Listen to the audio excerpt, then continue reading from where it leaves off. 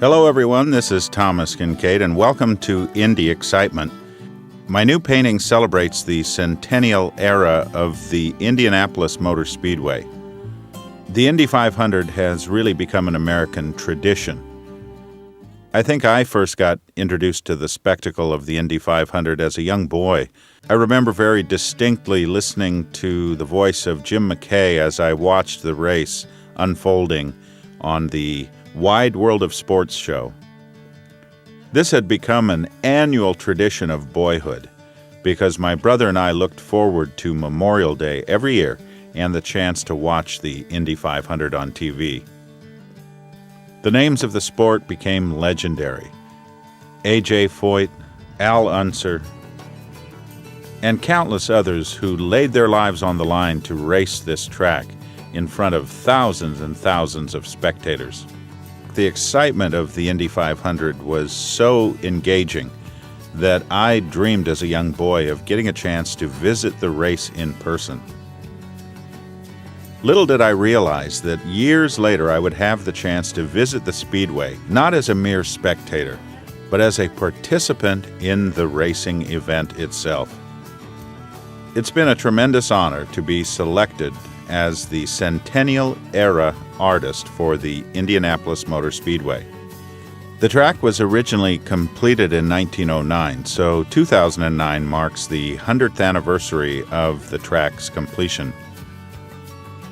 To prepare for my centennial painting, I had the chance to actually visit the track and set to work sketching right on the famous brickyard starting line. As I stood upon the track, you could almost envision the cars racing by at tremendous speed. I climbed into the bleachers and looked at the view from various vantage points. I discovered that from certain angles you could actually see the skyline of the city of Indianapolis in the distance. Of course, I wanted to feature the famous pagoda building, which has become somewhat of a landmark in the Indianapolis Motor Speedway tradition. And the newest structure is a technical marvel, allowing a perfect vantage point for media and track officials. Of course, the colorful race cars, the flying flags, and the crowd itself suggest an entire palette of color ranges. The bleachers and stadium seating stretches into the distance as we see the afternoon light getting more radiant.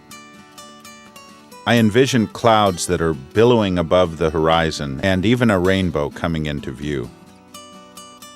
Along pit row, we see vintage vehicles suggesting the different eras of the Indy 500, including cars that were driven by famous champions of the past.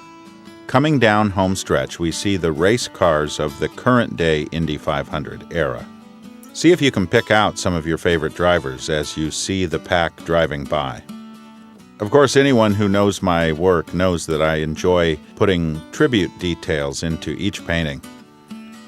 This painting features several hidden ends as a tribute to my wife, Nanette.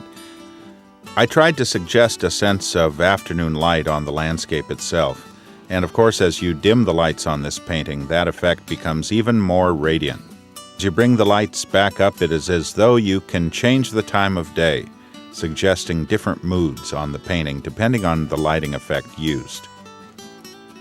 The crowd features a number of diverse characters, including some famous faces you might notice.